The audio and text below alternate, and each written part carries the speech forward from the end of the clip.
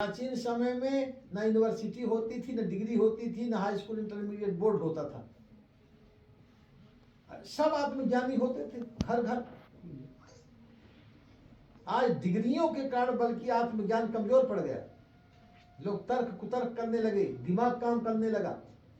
पहले भक्ति एकदम आंख मूंद करके होती थी, ज्यादा यहाँ वहां की चीजें दिमाग में नहीं चलती थी।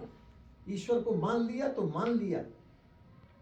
अब यहाँ जो है ये डिग्री जो है दिमाग को डाइवर्ट करती रहती है। ऐसा भी हो सकता है, ये भी हो सकता है, तर्क वितर्क कुतर्क, तर्क वितर्क कुतर्क चलता रहता है।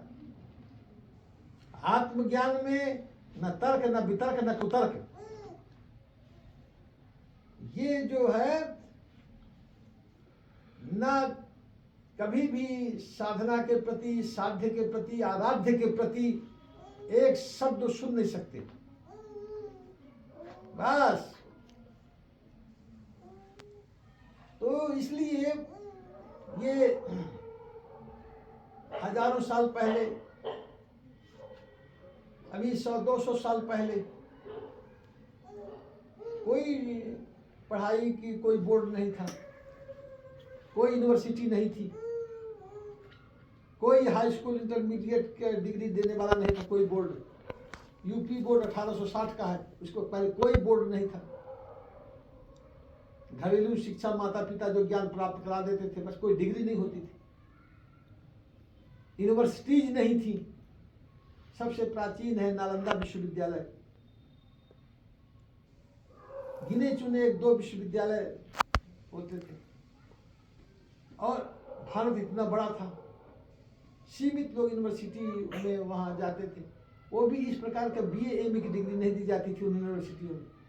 उनमें दिया जाता था कि 12 वर्ष तक इसने हमारे यहाँ अध्ययन किया, इसको मैं ज्ञान निधि की उपाधि देता हूँ। ये कुलपति देता था, उसको कुलपति कहा जाता था। तो गिने चुने 1-2 विश्वविद्यालय थे पूरे देश में। बोर्ड जो है थोड़े समय के हैं केवल। तो ऋषिकुल गुरुकुल में पीपल के नीचे पढ़ाई होती थी। ऋषिकुल गुरुकुल में जैल सिंह कक्षा 1 कक्षा नहीं पढ़े थे और ज्ञानी जैल सिंह लिखते थे। तो जो उपनिषद यही गुरु के समक्ष बैठ करके ज्ञान प्राप्त करना। गुरु के समीप, उसका नाम है उपसमीपम। गुरु के समीप में बैठ करके ज्ञान प्राप्त करना, यही शिक्षा का उद्देश्य था। यही सी शिक्षा प्रचलित थी हमारे यहाँ।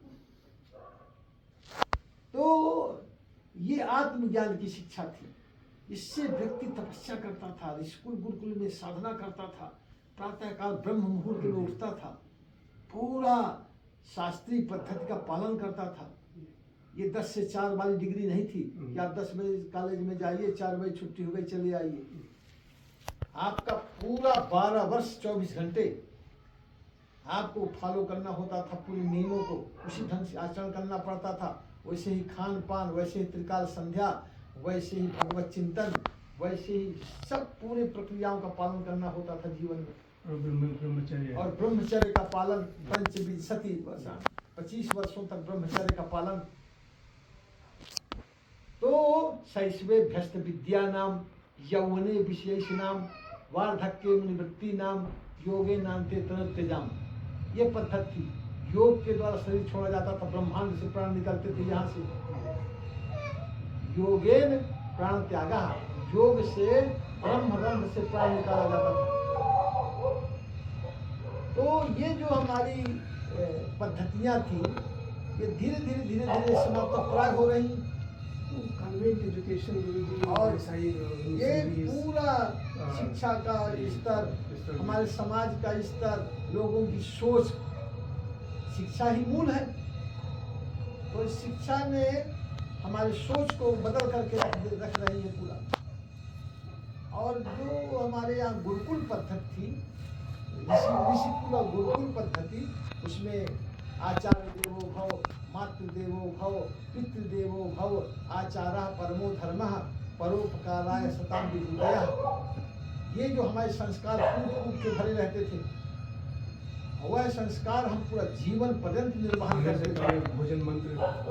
मैं भी आरएसएस स्कूल में 1 साल पढ़ा गुरु जी, बड़ा अच्छा हाँ, मतलब ये सब हमारे संस्कार कूट कूट के हमारे जीवन में भरे जाते थे। तो इसलिए